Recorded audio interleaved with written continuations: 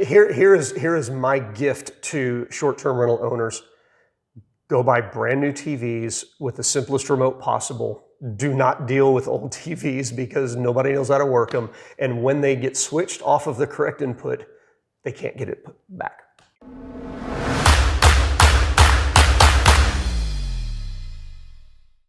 All right, so you've been considering buying a residential investment property, and you're thinking about doing a short-term rental. You're not quite sure where to start, but you know, well, you don't really know. Hell, it might be in Texas. It might be Austin, Dripping Springs. It might be out of state. You're not sure because you just can't find enough good information online about it. Well, guys, you found the right YouTube channel and the right video. My name's Chris Peshek. I'm a broker associate at Peshek Properties in the Dripping Springs home team, and this is my friend Jodi Cleer, Chief Marketing Officer. Did I get it right? You did. I got it, and I love vacations. Jodi, thank you. I finally got it right. I feel good about that. Yeah, you're learning.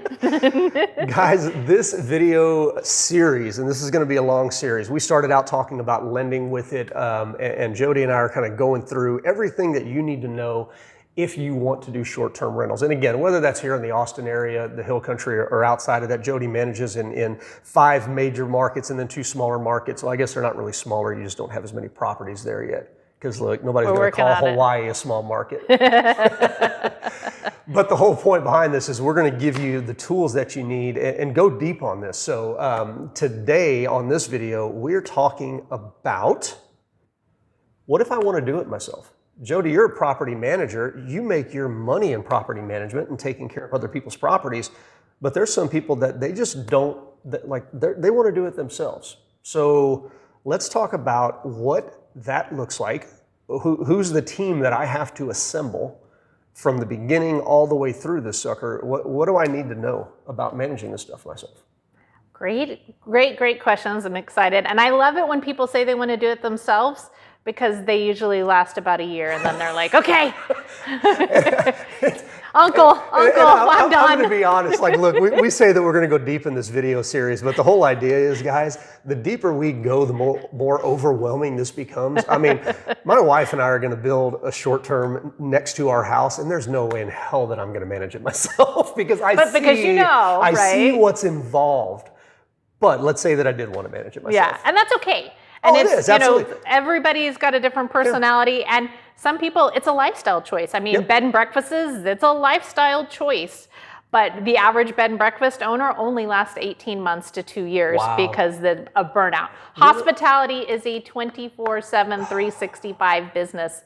And you think it's going to be cool until someone calls you at 2 a.m. because they can't figure out how to turn the internet on. How to get into the house because they didn't get to the house until 2 in the morning on their vacation. Right. So it is hospitality. It is customer service. And if those are not your favorite things to do, dealing with the general public, then you might want to even just maybe find a house manager, maybe just a single person to do that.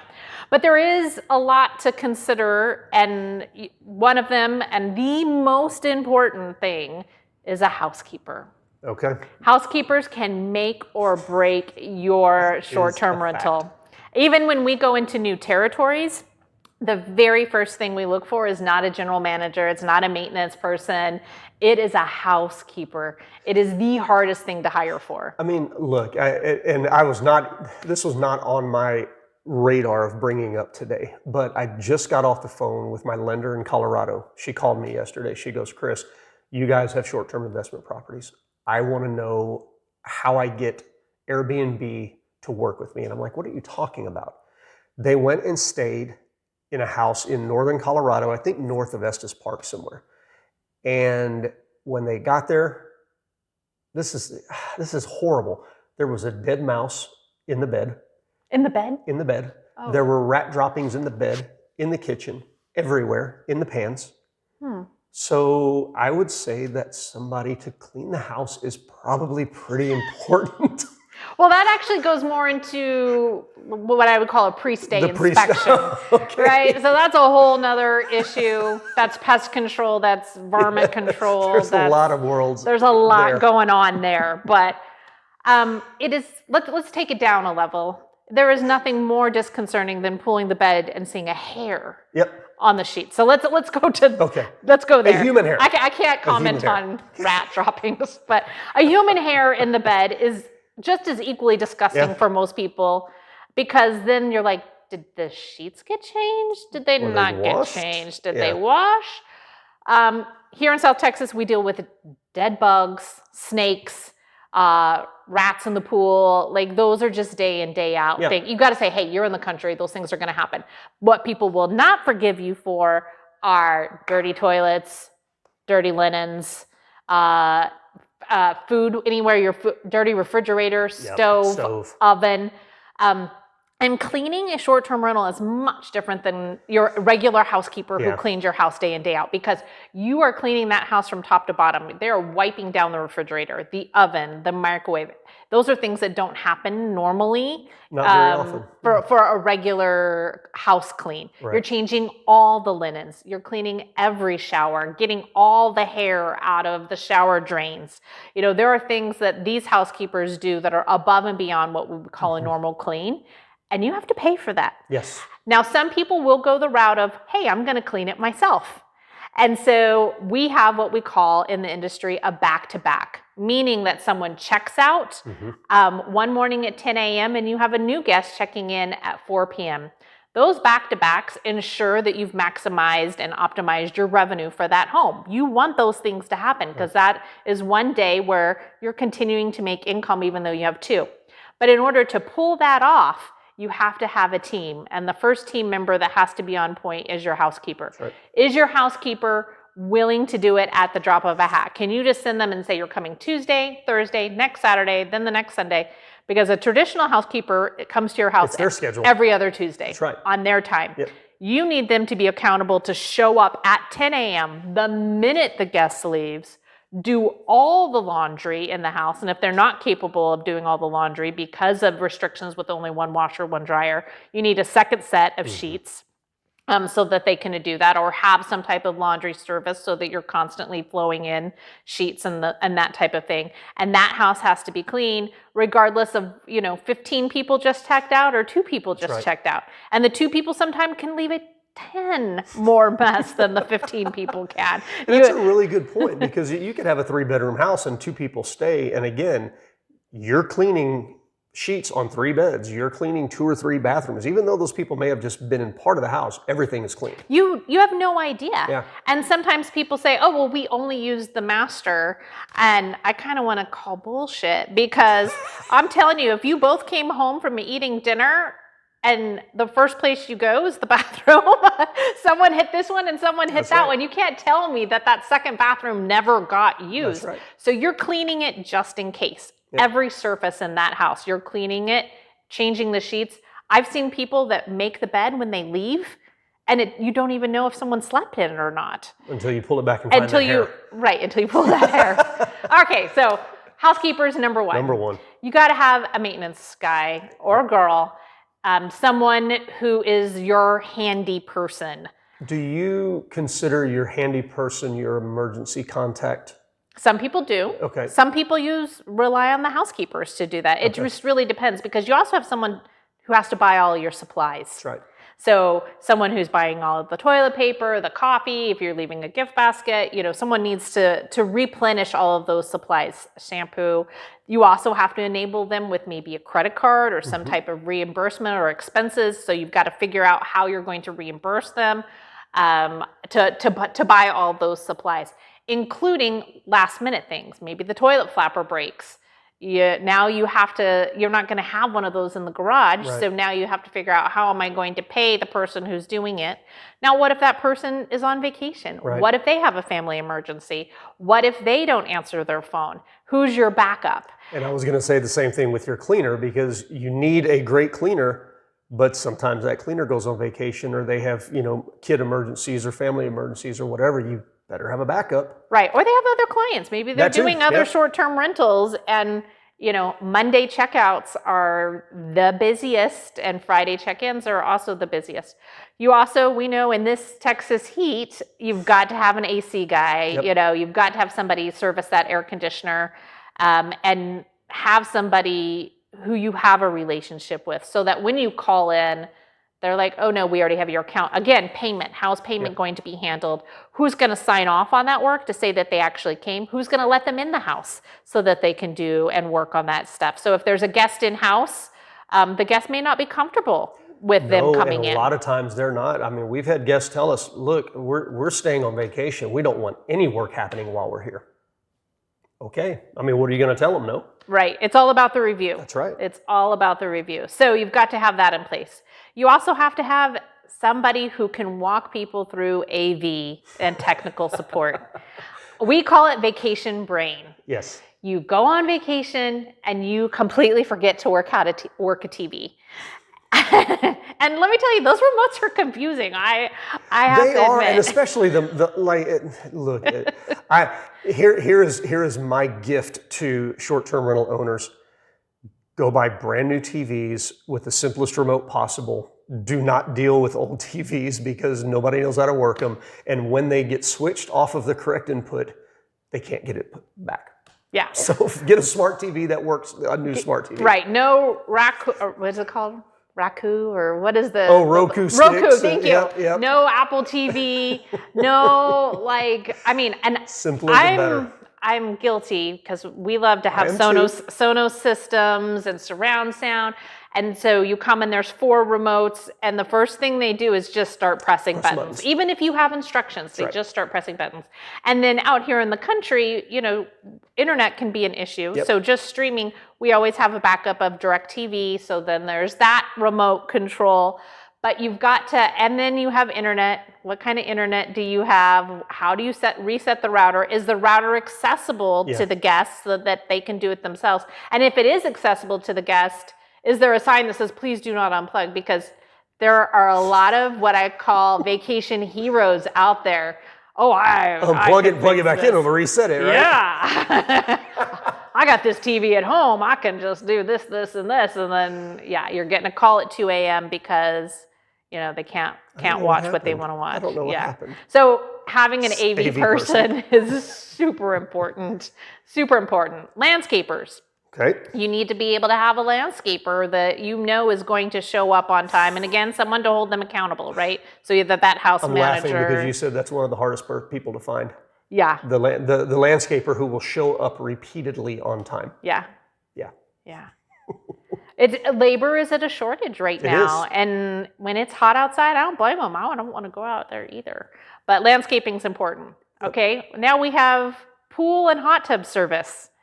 And that's a big one. People don't realize a liability. It's a liability. But also hot tub, people don't realize how expensive they are to maintain, because a hot tub's a lot like a bed in terms of how often are you changing that water.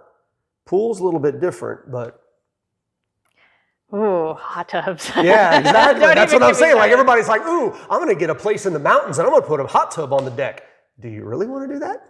Well, ROI would tell me, yes, Yep. you absolutely want to do that, because it gives you another amenity or a feature that people are looking for. It off on Airbnb. And you know when people use hot tubs? Not when they live in a home. You never use the hot tub. But you're on vacation, you're Everybody like, ooh, uses it. everybody uses the hot tub, right? So it's a definite need. The liability comes in is when you're not having that professionally serviced. Mm-hmm. And if someone does have a chemical burn or has a bacterial reaction to something, you need to go back to that company and say, I had this certified person servicing it once a week. This is what the pH and the chlorine read on this specific day. So always take that liability off of your plate. I would never suggest that anybody self-services their pool or hot tub, because there's too much liability that comes with it. Makes sense. The other thing that you need to make sure of, as far as vendors that are in your weapon or in your tool belt, is an accountant and an attorney. And I know people are just like, oh, I don't have either of those. But if you want to maximize your write-offs for what this new investment is, you need an attorney who understands investment properties. And you need an accountant that understands investment properties. You need a good rental agreement, because Airbnb and Vrbo have them. But did you know that you can have an additional one that they have to sign off on that are your rules? I did not know that. Yeah, so Interesting. everything Okay. from swim at your own risk Right. to no fireworks on the property to, these are the house rules, no illegal substances in the house, no smoking in the home. These are all rules that you can have in your own agreement as well. And I would suggest that everybody And have that having as an a attorney write backup. that as well. Again, yeah. Absolutely. Well, and one of the other things that attorney is going to be good for, everybody talks about, well, if you got an investment property, you got to put it into an LLC so you can protect yourself and hold yourself harmless. And I'm going, LLCs don't really do all that great of a job of that. So again, you better have a good attorney that can navigate. Okay, what happens if something does happen? Right. That somebody comes after you for. And another professional we can add to that list is an insurance agent. Insurance agents are clutch. Yeah. And it can't just be a normal insurance agent. They better understand the difference. And you mentioned earlier on a different video, they better understand the difference between a landlord policy and a short-term rental policy because they're very different things. Right. And we're running into an issue, right, where there are not a lot of insurance companies that will write short-term policies. It's getting harder. And especially, then you take that to the next level of, not everybody wants a short-term, here in Texas or whatever, maybe you want one on the beach. Okay, now all of a sudden you've got, windstorm and all this other stuff, hurricane coverage, or in the mountains. And I'm going to tell you, if you're in an area that's a high wildfire risk, your insurance is going to at least double, if not triple. Yeah. So, yep.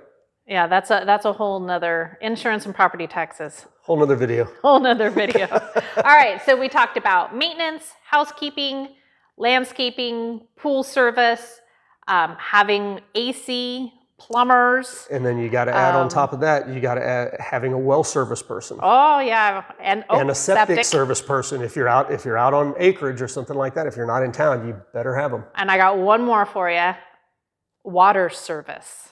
It has been a dry summer here in Texas, okay. and a lot of our homes that have wells have gone dry. Yep. And to get on the delivery list to get water, sometimes there's a wait. And if there's a guest in house and you don't have water, that's a huge issue. Yeah. So having a relationship with a water delivery service, something you may have thought you never needed. And I don't know if that really exists in states outside of Texas. I know it doesn't exist in Hawaii, I would assume. In Mexico, they do have a lot of water delivery as well. So anybody who runs off of a well or any type of thing like that, you're going to need it. And then pest control. Oh my gosh, they just keep coming into my head. Yep. Pest control is for sure have to have somebody. Tangent on that. Do you have recurring pest control? Is that something that you set up? Okay. Absolutely. Also, because we do it every 3 months, inside and outside the home. But it's also your backup plan, because if a guest does say, oh, there's bugs, we're like, oh, we had it sprayed on this day. And I always say finding a dead bug is much better than finding one that's alive. Yeah. You can easily explain that. But with a lot of these services, if you see bugs and it's been 2 months that they'll spray, they'll come out and do a courtesy spray. Yep. If you see it. So it's really good to have a relationship with them. And if the guest ever complains, you always go back and say, oh, I have a professional that does that, and these are the dates of the service and when they do it. The only other thing that I can think of to add into this list, and you mentioned maintenance, but that may not be necessarily the same as a handy person. That, again, a handy person may have plumbing jobs where they need to come in and unclog a sink. That may not be maintenance necessarily in a certain market, but I'm also thinking about, a guest put their head through a wall. Because that's never happened. Or, hey, there's a piece of flooring that got pulled up. Again, that may not fall within the maintenance realm, having that handy person that can come out on fairly short notice, get some of that stuff cleaned up. Yeah, someone who, is just extremely handy in all circumstances. I mean, we've seen everything from, slamming the refrigerator too hard and breaking, one of the trays inside. Hair in the drains, that seems to be a big thing. And it doesn't take someone, it's just time. Right. It's not necessarily a lot of skill on some of these things, but it's time. But preventative maintenance is one of those things as well. Making sure the AC filters get changed, the filters in the fridge. If you do have a septic, making sure that septic gets treated however it needs to be treated. Weekly checks. We do weekly checks as well. especially with you have a home that has septic. Yep. Flushing the toilet every week is necessary. Yes, it is. You have to run And water. running water into the sinks every week. Yes, That's hot right. water, Keep and checking the hot water heater, making sure nothing's leaking or making a weird noise. So you do need to do preventative checks around on a weekly basis, and especially if the home sits empty. Right. That those things need to be for done. a week or two. Yep. Things will change. And that's, so a lot of people may think that they can do all of this stuff on their own, but again, have a backup plan. Because look, like you said, if you're a, not an Airbnb. You almost did it. You almost did it. If you are a bed and breakfast owner, but you want to go on vacation, you got to have somebody to come in. So again, if you own a casita or something like that, and you're managing it, that's fine. But what happens when you want to go on a 3-week cruise, or you want to, do a little RV tour of the U.S. or something? Having all that stuff set up ahead of time so that, you don't have to worry about it, because it becomes a big headache. Well, and time is of the essence, because if any of these things happen while a guest is in-house, then that is cause for them to go back to whatever OTA, online travel agent, that they booked with and ask for a refund. So whether you're paying someone to come out there immediately and fix the air conditioner, or you're refunding the guest for their whole entire stay because the air conditioner didn't work, where you've got to spend the money on the front end, do it right, be responsive. Otherwise, you're going to get the bad review, which stays with you forever, may hurt your superhost status, and end up having to refund all the money to the guest anyway. That's right. So and then you're still going to have to fix it. Yeah. So not only do you have these people that are going to be responding, but they have to be super on top of it and responsive, because that guest needs to know that their needs are being taken care of. Which leads me to one other thing. I always say one other thing, and then it's right? 5. And then it's 5, yeah, okay. But it truly is one other thing, and then we can close on this, is home warranties. Okay. And we do have a lot of homeowners that say, oh, but I have a home warranty. Well, home warranties, and you're laughing because you already know, they are great for certain things, but their response time is get in line. So if you have a home warranty, it's great for big things like I need the air conditioner replaced, but it could take them 4 to 6 weeks to get that done. That's right. So even though you thought you bought something that is going to be really great, it doesn't necessarily work well for a short-term rental. It may work for a traditional home, but for a short-term rental where time is of the essence, it's not a great product. So let's bring it all the way back around to an earlier point that I made. You're talking about time being of the essence, having that emergency contact. If you're not going to, if you don't want to be the emergency contact yourself, or maybe you're like me and, you own a property 3 states away, having that emergency contact. So again, going back to what y'all typically do, you mentioned a house cleaner could be a good person for that. Potentially a handyman or a handy person. Sorry, is that necessary? I don't even know anymore. Life's gotten weird in the last 10 years. But I'll take anybody who can fix the problem. That's right. I'll take anybody. You can fix it. I don't care who you are. Yeah, I don't care who you are. But a handy person, something like that. So what would be kind of your advice? Again, is it just anybody who can take care of it that you trust to have that knowledge to get and the response to get it done quickly? Start interviewing people. I mean, talk to your neighbors. If your neighbors are doing short-term rentals as well, sometimes it's better for you guys to combine resources.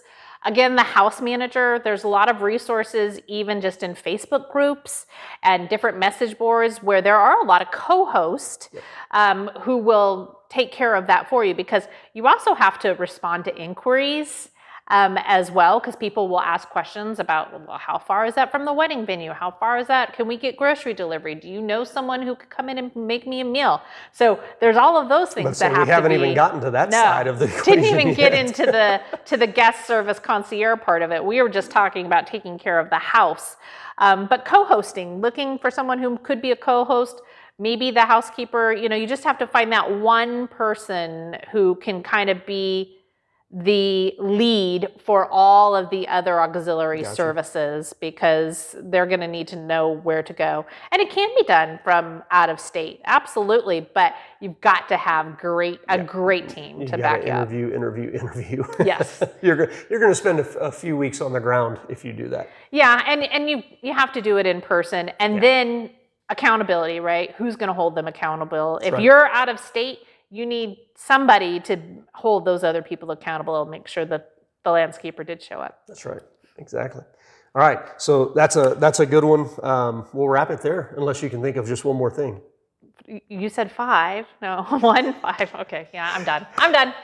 Guys, this is the kind of content that you're looking for. If you're finding value in it, click subscribe. Click that bell notification too. This video content like this is coming out at least once a week on this channel, and it's going to go on for a long time. We've got a lot of topics to cover, as you can tell, talking to Jodi and watching her brain work on it. So yeah, make sure you're subscribing. And if you've got specific questions, put them in the comments. We're happy to answer questions. You can reach out to us as well. Both of our phone numbers are in the comments as well. Reach out to us and ask. That's what we're here for, just to educate. Thank you. Thank you.